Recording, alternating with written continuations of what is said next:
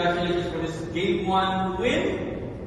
Your thoughts about your team's performance today and how was your preparation heading to the finals? Okay. Siyempre, hindi pa tapos yung laban. 1-0 pa lang. Kailangan talaga makadalawa ka. So, no need to celebrate talaga. Importante, nakuha namin yung Game 1. Then, tatrabawin namin yung Game 2. Thank you to Gemma. You have 20 points on 18 attacks and 2 blocks. So, what can you say na ito, psychological advantage na itong panalo niyo sa Game 1? What can you say? Ayun niya po. Siguro dagdag moral po sa amin po lahat and yung momentum namin nasa amin. Pero sabi nga ni Coach, hindi ito yung time para mag-celebrate kasi isa pa lang po yung napapanalo namin. Kailangan namin tapusin ko sa Sunday and ayun, training lang kami bukas. Ayun sa akin. Alright, thank you. Gemma. To MG, what can you say with this Game 1 win? How important heading to the Game 2, especially the capabilities of Chocomucho to fight back? What can you say? Siyempre, advantage kami with one game. Pero kita naman namin sa game kanina na ang dami pang kailangan baguhin, ang daming lapses, and lagi kami nagsistart from behind, naghahabol. So, kailangan talaga namin mag-focus more and mag-practice more. So, tama talaga si Coach na it's a good win, pero hindi pa tapos yung goal namin for this season. One more game. Thank you, MG. To Bernadette, what can you say na in this, in the biggest stage, ito, maganda yung pinakita mo, especially itong fourth set. What can you say? So, dalawa. Ayun, nakakatuwa kasi na overcome namin yung situation. Kasi nga, lagi kami humahabol. And yun, lagi lang din talaga kami nare-remind ni Coach, basta magtrabaho kami ng team, mas magaan yung kalalabasan. Yun, and yun, hindi pa tapos yung trabaho ulit kami bukas para sa Game 2. Gusto na namin kunin to and tapusin. Siyempre, kailangan talagang paghirapan yun kasi hindi yun basta-basta ibigay sa amin. Alright, thank you. For MJ and Paul, kayo yung nagdala ng spark from the bench. Ano namin naging mentality nyo nung pinagkatiwala kayo ng coach na ipasok sa loob kanina? Bahala na, teacher. Nung pinasok kami kanina, sabi lang talaga namin, kailangan namin magtrabaho, magbigay ng energy. Talagang tiwala lang kami kay God, tiwala lang kami kay Coach, decision niya, tiwala lang kami sa kasama namin sa teammates namin. And talagang nag-enjoy lang talaga kami sa loob, yung good vibes ng Cream Line yun. Kailangan lang namin ma-maintain yun all throughout the game. Ano yung naging mentality mo nung pinasok? Ayun, naka-mindset lang din talaga kami lahat. Na-ready na kami ni Coach mentally na lahat, hindi lang yung nasa loob, dapat pati rin yung nasa labas, ready anytime. So yun, naka-mindset kami na every time na papasok kami, talagang tutulong talaga lahat and mag-contribute. And then kanina, nag-enjoy lang din talaga sa loob. And napansin ko din na grabe din talaga yung composure ng bawat isa kasi ayaw na namin maulit yung first set kasi nga parang ang layo ng lamang, tas nahabol. So parang ang ganda nung bandang dulo na parang kahit lumalaki na yung lamang namin pero nandun yung composure ng bawat isa. Kaya natapos namin. For all the players, yung pagkatalo ng Chocomucho in the semifinals, what was the biggest adjustment or takeaway from that game that you really adjusted it to really?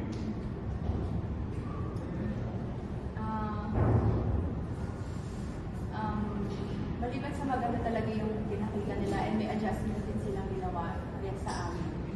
Madami rin kaming errors, madami kaming mga hindi pagkakaintindihan ng game na yun. So, ngayon lang na medyo nakapana namin, alam naman na namin yung magiging ikot talaga ng tao. So, naging ready lang kami sa mangyayari and kailangan lang namin mag-adjust agad sa mga ganong klase ikot ng tao.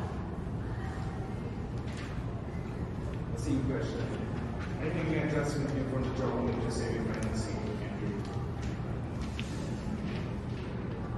Ayun, for me, siguro mental side din. Kasi yung game namin against Choco nung last, 2 sets up na kami, pero natalo pa din. So, ayaw na talaga namin makulit yung nangyari. Tapos yung nangyari kasi doon, sobrang dami namin basic errors na yun, lagi na-remind sa amin ni Coach na hindi dapat kami basta-basta nagbibigay ng basic na mga errors. So, kailangan lagi talaga nakafocus sana doon.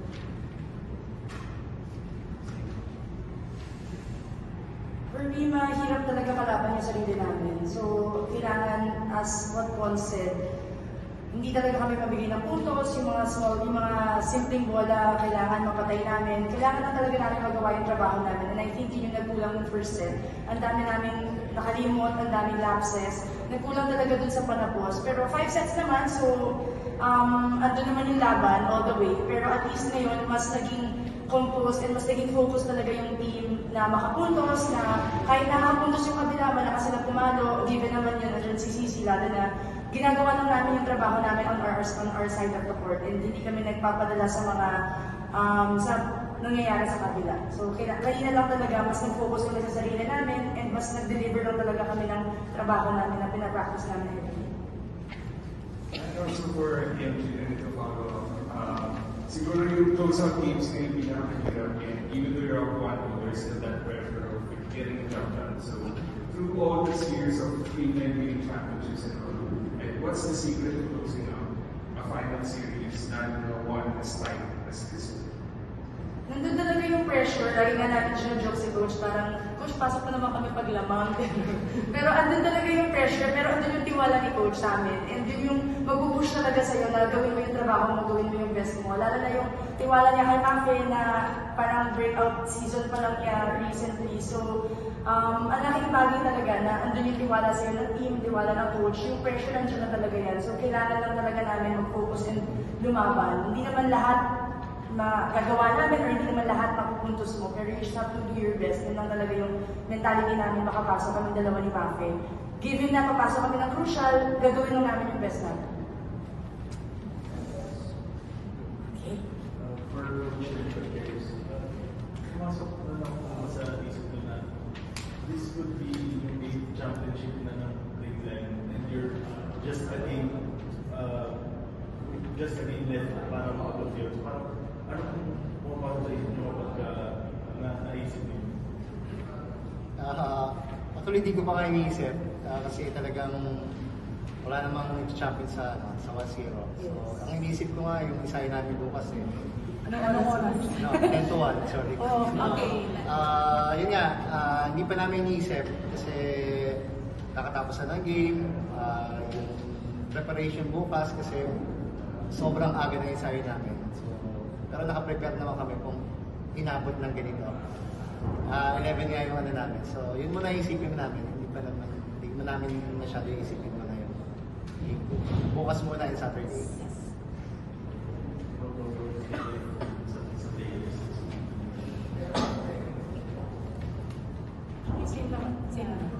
Same naman kami ng mindset lahat.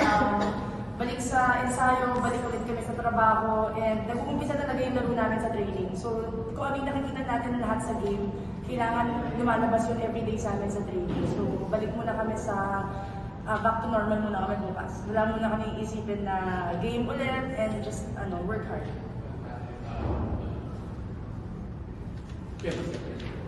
Same question.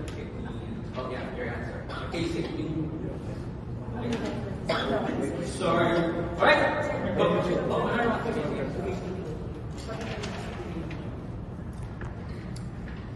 Hi Coach, speaking of the bench kasi generally talaga maganda yung bunot mo kila MG, kay Bernadette, and kay Mac, and also Bea. So will this be a regular thing pagdating sa game and the rest of the series? Naano nga ako bago mag-start yung game, talagang Battery at 80%. yung talagang bench ang magpapanalo. So, nagkatotoo. So, kasi alam ko naman yung Choco talaga yung sistema nila talaga nandiyan palagi. Number 1 kay Coach lagi yung mag-stop ng player. So, yung bench namin talagang nandiyan palagi yan. Sabi ko nga teamwork yung papanalo sa atin. Hindi lang isa, dalawa, tatlo, talagang lahat yan mayroong role. So, tingin ko yun yung nagpanalo sa team. Yung teamwork ng isang team. Pero totoo, sinabi talaga ni Coach yun before lang. Yeah. Amazing. Authentic ako. Cold. Dami namin eh.